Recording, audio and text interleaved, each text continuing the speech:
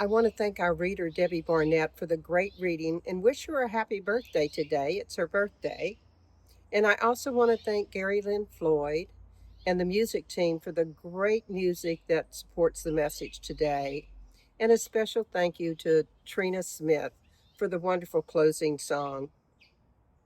This month of May, our theme is Living from the Intuitive Side, and our message today is Wired for Love. You know, we are not separate beings trying to find love in a distant universe. We're expressions of love itself.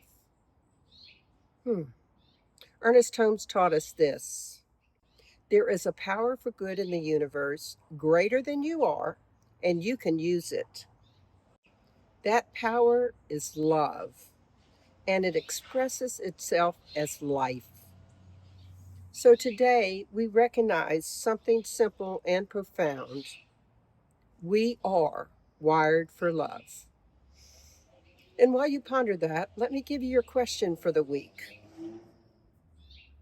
What is the one choice you might make today to release either or thinking, to break through your difficulties in life, and to see how you are wired to give and receive love? One more time.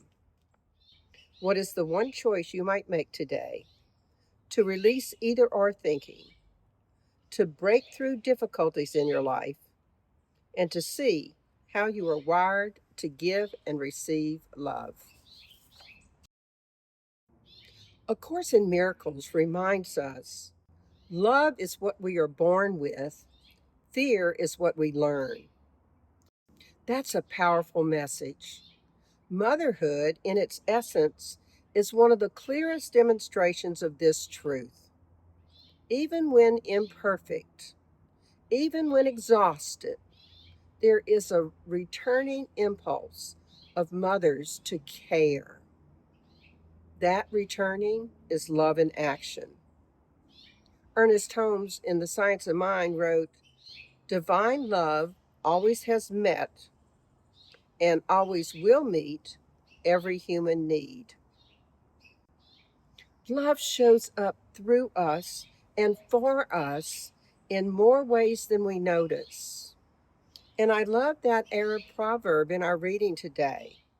God can't be everywhere, so he made mothers. I know I was fortunate to have a mother who really did care, and I know that's not the experience for every young woman. But let me give you a short story. A young mother once said that she felt like she failed every day. And her child told her, "You're my favorite person." And when she asked why, the child said, "Because you always come back." That is love. To the daughter, her mother was a constant in her life that she could depend on and trust and truly recognize as a gift. And by the way, those of you that think you have failed miserably in motherhood, maybe there should be a second holiday called Sorry for Everything I Put You Through. I certainly know I put my children through a lot, some days of turmoil, and as a single parent, I can remember a time shutting my bedroom door and telling them, unless the house was on fire or somebody was bleeding, I wasn't available. Now, that wasn't really love in action, and it worked, and I got a well-needed rest and time to recover from that single parenting. But let's take a look at a spiritual practice that might help you to recognize love. I call it recognizing love in action. Pause and recognize 3 moments of care in your life, such as someone helped you or gave you a hug, and then write them down in a love journal. And now, recognize 3 moments you showed care today and write those down in your love journal. One way to change our thoughts about even something like having failed miserably as a mother is to change our either or thinking into both and thinking. Either or thinking creates limitations. I'm good or bad. I succeed or I fail. I'm loved or I'm alone. Lao Tzu said, when I let go of what I am, I become what I might be. Life is not either or. Life is both and. I am human and divine. I am learning and whole. You know, I have a friend, Reverend Carol, and we talk every week.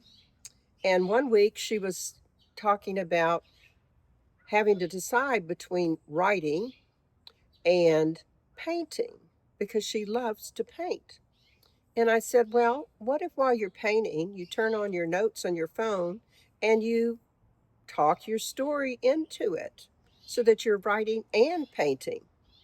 And she told me the next week that it was amazing and it really helped a lot.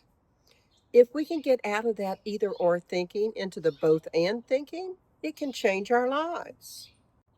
A woman named Elena came to a point in her life where she felt completely divided. On the one side, she had a steady job that paid the bills, but her job left her feeling uninspired and numb. And on the other side, she had a deep longing to pursue art as full time, something that felt alive for her and meaningful and risky. In her mind, it was simple. Either I stay safe or I follow my joy. Either I'm responsible or I am fulfilled. For years, she lived in that either or thinking, believing she had to choose, and one was sacrifice and the other was fulfillment. One day during a spiritual retreat, she heard a teacher that disrupted her thinking. And this is what the teacher said: there is no either or in divine mind, there is only unfolding. That line stayed with her. And instead of forcing a decision, she began a new practice. Each time the fear based either or thinking showed up, she paused and she reframed it. What if I don't have to choose? What if there's a third way that I can't see yet? She didn't quit her job. She didn't abandon her art. She simply stopped collapsing her life into two opposing options. And within weeks, something unexpected happened. A coworker saw her sketching during lunch and asked if she could use some of her designs for a small project. That project led to another and then another, and within a year, she was doing freelance creative work that eventually replaced her job without the dramatic leap she had once thought was required. And looking back, she laughed at herself. I thought I was standing at a fork in the road, she said, but it turns out I was standing on a bridge that I couldn't see yet. You know, from a science of mind perspective, Elena didn't force a new life. She released that limiting mental structure. Either or thinking had created a false universe for her with only two doors. When she shifted into both and consciousness, she aligned with a deeper principle, and that's life is not a set of fixed choices, it's a creative intelligence unfolding through us. As Ernest Holmes essentially taught, when we change our thought, we change our experience, not by struggle, but by allowing new expressions to emerge. Elena had to let go of who she was so she could become who she was meant to be and live in that life of joy and fulfillment. So let me ask you a question. Where are you doing either or thinking in your life where both and thinking might actually move you into a life of joy? Here's a spiritual practice that might help you release that either or thinking and move you into a more joyful life. I call it embracing both and. Write down 3 of your either or beliefs and then rewrite them using both and mindset. Here's a few examples. I'm successful or I'm still struggling. And it becomes I'm growing and I'm already whole and worthy. An either or mindset might say, I can play it safe or I can follow my calling. That was Elena's dilemma. A both and reframe would be, I can be responsible and I can follow what is calling me forward. Here's another one. Either or mindset. I feel uncertain or I am spiritually grounded. The both and reframe. I can feel uncertain and I can still be deeply connected to divine wisdom. When we learn to let go of either or thinking and take risk in life, we bring ourselves towards joy. And we sometimes encounter difficulties. Truly, no one promised us that life would be difficulty free. And it takes courage and strength to break through those obstacles in life and find a flow of life again. You know, Buddha taught that suffering comes from resistance, and yet, how many of us resist those obstacles in life rather than looking for the good in it, as we talked about last week? Life is meant to flow. Ernest Holmes taught us life is always moving toward greater expression. Our purpose in life is to participate in this expansion and move from fear into faith, and from lack into abundance, and from being contained into a joyful life. Resistance is simply misaligned thought. Resistance is kind of like driving with the parking brake on and then blaming the car for not going fast enough. Our Science of Mind philosophy encourages a positive and proactive outlook on life. It encourages us to embrace change and to recognize that greater good is always available because God is in it somewhere. And don't forget that power in the universe that you can use, and it's greater than you are. Daniel loved hiking along a river near his home, and over the years, he'd come to think of that river as a steady and reliable source, something he could count on to always move in one clear direction. And then one spring, after a heavy storm, he returned to his usual walking path and found something different. A large tree had fallen across the river, completely blocking the flow. Water was pooling on one side, rising higher and higher, while the other side had become almost still. Daniel stood there, and his first thought was, this shouldn't be here. The river is supposed to move freely. He came back the next week and the next, and each time he noticed how the water kept pressing forward. It didn't give up. It didn't argue with the tree. It simply began finding its way around it, slowly at first, then more confidently, carving small channels through the edges, seeping under the roots, spilling over in new directions. Over time, something remarkable happened. Where there had once been frustration in Daniel, there was curiosity. He began to notice that the river wasn't blocked at all. It was being rerouted into new pathways that he hadn't noticed before. And one day on his walk, he encountered a park ranger who explained that they had planned to remove the fallen tree, but nature had already been redesigning the flow in a way that was actually enriching the ecosystem. New pools formed where fish gathered, new plant life appeared along the redirected currents, Daniel stood there quietly and realized something about his own life.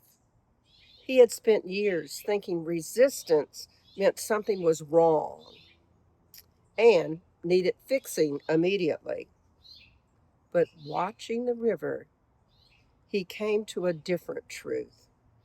What looks like blockage is often life reorganizing itself into a new expression of flow. So he stopped calling obstacles problems and started calling them redirections. Now that's great thinking. And slowly, something shifted inside of him. He noticed he wasn't as tense when things didn't go his way. He began asking a new question in his daily life. Where is the flow trying to move now? Where is the flow trying to move now? Where's the flow trying to move now in your life? From a science of mind perspective, Daniel's experience reflects a skill in consciousness. Resistance says, this shouldn't be happening. But flow says, something new is emerging through this. Ernest Holmes often pointed out that the life is inherently creative, not static. When we stop arguing with appearance and begin aligning with flow, we discover that what seemed like obstruction was actually redirection into a larger pattern of good. Or perhaps the lesson is the river never stops being the river just because it changes course. And the truth is, we never stop being who we are just because some difficulty shows up, which we have to navigate around or through. Have you been afraid to step into something new because you fear that the difficulties that it might bring about or the uncertainty it might bring into your life was going to be huge? What if you decided to start calling those obstacles turning points? You might not notice changes right away, but the fact is that everything changes within you. Let's look at a spiritual practice that might help us recognize that. I call it changing resistance to flow. When resistance appears, ask yourself, what if this is guiding me? What might flow look like? And then consciously move your body from stiffness to flow. So, how do we ease on down that road of love and gently allow ourselves to tap into the truth that we're wired for love? The first step is to remember that love is never earned, it's allowed. A Course in Miracles tells us to have, give all to all. We are channels of love, not containers. We get love by giving it away.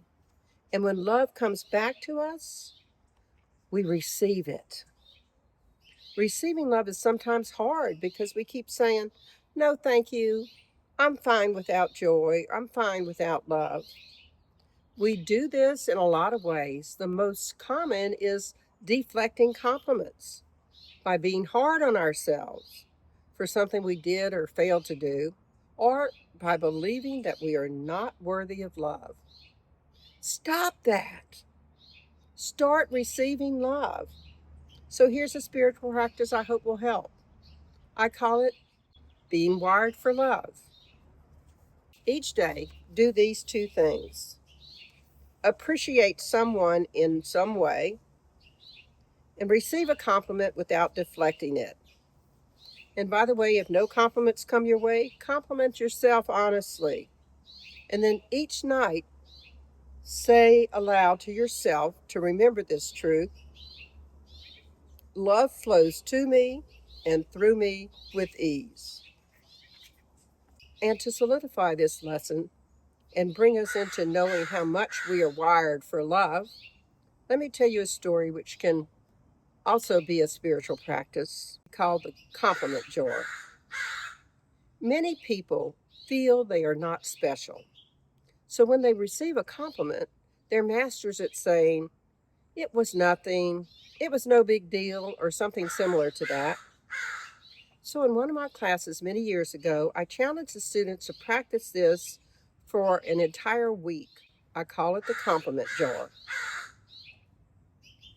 If someone compliments you, you cannot deflect it. You just have to learn to say thank you. Every compliment you get, write it on a sheet of paper and put it in a jar labeled compliment jar. What you begin to notice is how often people offer small kindnesses which you might not have noticed before. And here's the best part: when you're having a bad day, go get that compliment jar and read it. I guarantee you, what you read is going to lift your spirits. All those compliments are love trying to come into your life in a small way. We don't have to chase love to try to earn it. We are already wired for love. We have to learn to let that energy flow into and out of us. And when we learn to stop resisting love and receive it and feel it, we're much more likely to be loving to others. Sometimes the greatest spiritual practice is not learning how to give more love, rather learning how to stop pushing it away when it arrives.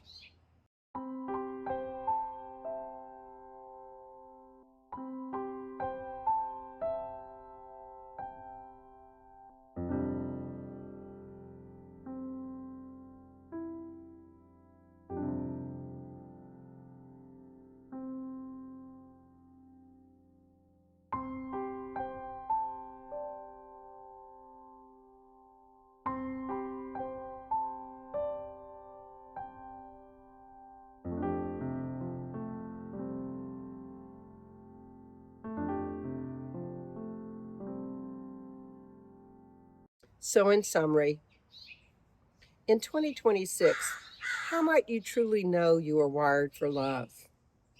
Well, give and receive it. Divine love meets every human need. Be caring and notice when others care for you.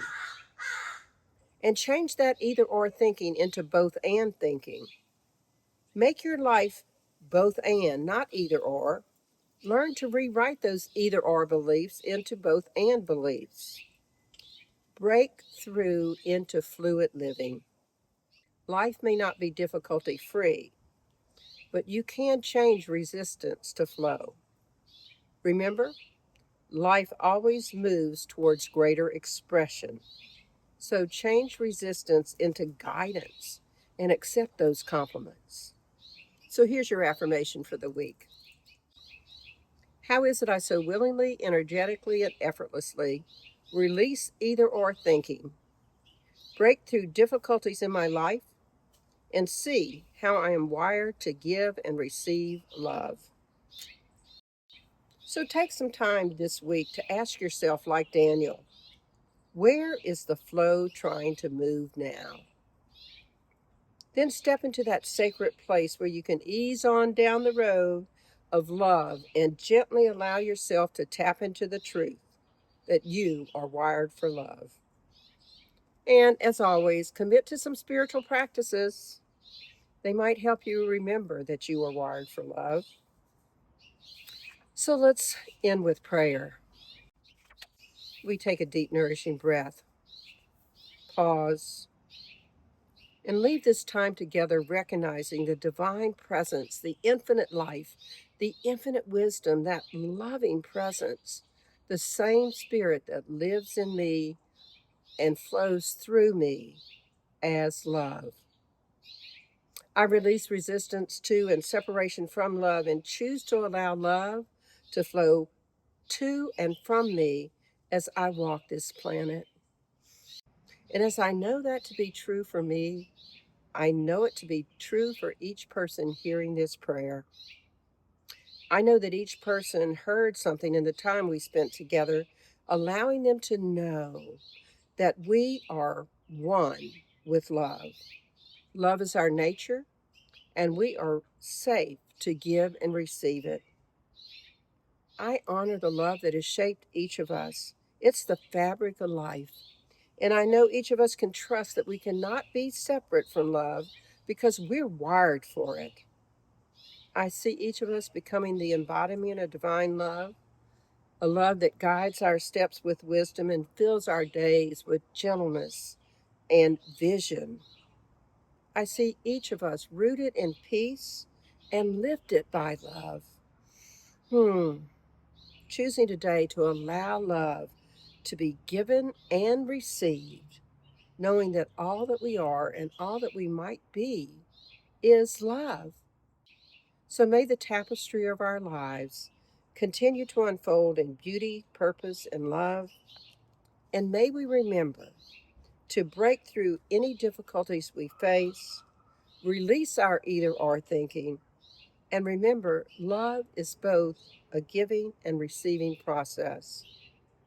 I'm grateful for each person who chose to spend time with us today. Grateful we can go forth today with an open heart and know that we are wired for love so we can give and receive it freely. So it's with great gratitude, with joy, bliss, and blessings that I release this prayer into the law of mind, spirit, and action, knowing it's already done, that the yes has already been said. I can trust it. I release it into the law. I let it be. And so I say amen, and I invite you to affirm it with me. And so it is. And I want to thank everyone again that supports our community. We have such a loving community. I'm hoping that if you're watching this, that you will choose to support us in some small way. Thank you very, very much, and enjoy our offertory song.